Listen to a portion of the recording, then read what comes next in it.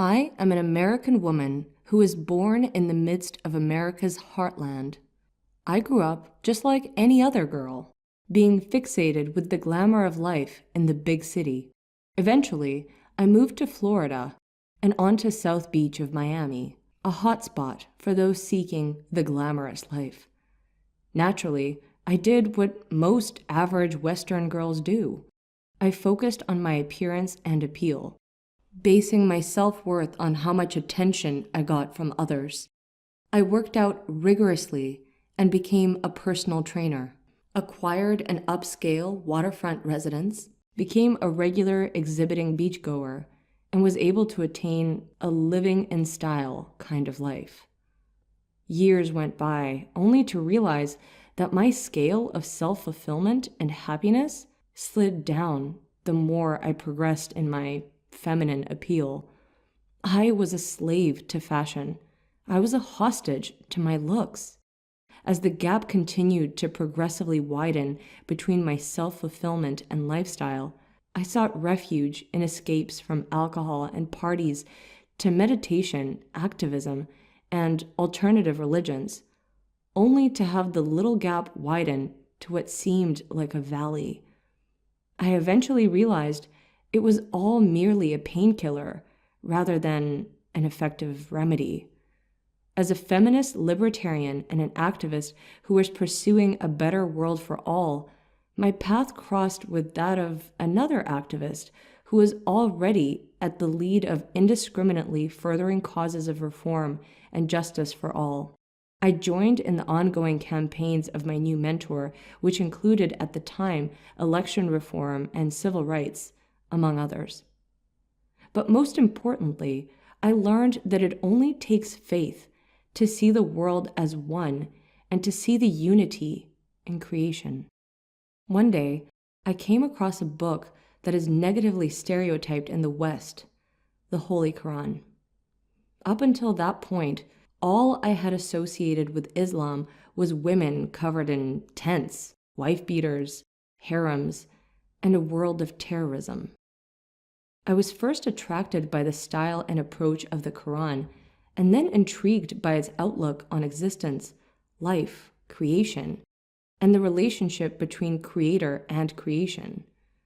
I found the Quran to be a very insightful address to heart and soul without the need for an interpreter or pastor. Eventually, I hit a moment of truth. My newfound self-fulfilling activism was nothing more than merely embracing a faith called Islam, where I could live in peace as a functional Muslim. I bought a beautiful long gown and head cover resembling the Muslim woman's dress code, and I walked down the same streets and neighborhoods where only days earlier I had walked in my shorts, bikini, or elegant Western business attire.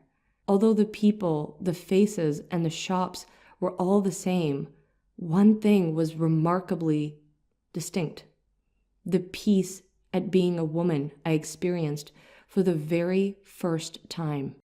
I felt as if the chains had been broken and I was finally free. I was delighted with the new looks of wonder on people's faces in place of the looks of a hunter watching his prey I had once sought. Suddenly, a weight had been lifted off of my shoulders. I no longer spent all my time consumed with shopping, makeup, getting my hair done, and working out. Finally, I was free. Of all places, I found my Islam at the heart of what some call the most scandalous place on earth, which makes it all the more dear and special. Today, I am still a feminist, but a Muslim feminist who calls on Muslim women to assume their responsibilities in providing all the support they can for their husbands to be good Muslims, to raise their children as upright Muslims so they may be beacons of light for all humanity once again, to enjoin good, any good, and to forbid evil, any evil, to speak righteousness and to speak up against all ills, to fight for our right to wear hijab and to please our Creator, whichever way we choose. but just as importantly, to carry our experience with hijab to fellow women who may never have had the chance to understand what wearing hijab means to us and why do we so dearly embrace it. Willingly or unwillingly, women are bombarded with the styles of dressing and little to nothing, virtually in every means of communication everywhere in the world. As an ex-non-Muslim, I insist on women's right to equally know about hijab, its virtues, and the peace and happiness it brings to a woman's life, as it did to mine. Yesterday, the bikini was the symbol of my liberty, when in actuality, it only liberated me from my spirituality and true value as a respectable human being. I couldn't be happier to shed my bikini in South Beach and the glamorous Western lifestyle to live in peace with my Creator and enjoy living among fellow humans as a worthy person. Today, hijab is the new symbol of woman's liberation, to find who she is, what her purpose is, and the type of relation she chooses to have with her Creator. To women who surrender to the ugly stereotype against the Islamic modesty of hijab, I say, you don't know what you are missing. سبحان اللہ دوستو، تو video آپ لوگوں نے دیکھ لی، اور جب یہ ان کی عقل ہے، ان کی مطلب کہ ذہنیت کا ثبوت ہے جو کہ ان میں ہے، کہ وہ کہہ رہی تھی کہ جب میں نے برقع پہنی حجاب اور میں اس راستے سے دوبارہ گزرنے لگی تو میں نے خود کو بہت آزاد محسوس کیا کہ مجھے اب آزادی مل گئی. حالانکہ ہمارے ہاں جو 2-3 کلاسیں پڑھ لیتے تو وہ یہ کہتے کہ جو لوگ برقع پہنتے یا حجاب پہنتے ان کو جو ہے بند کیا ہوتا ہے اور ان پر پابندیاں ہوتی ہے اور ان کو آزادی کے نام پر ورغلاتے جو آزادی مارچ ہے کہ عورت مارچ وغیرہ میں.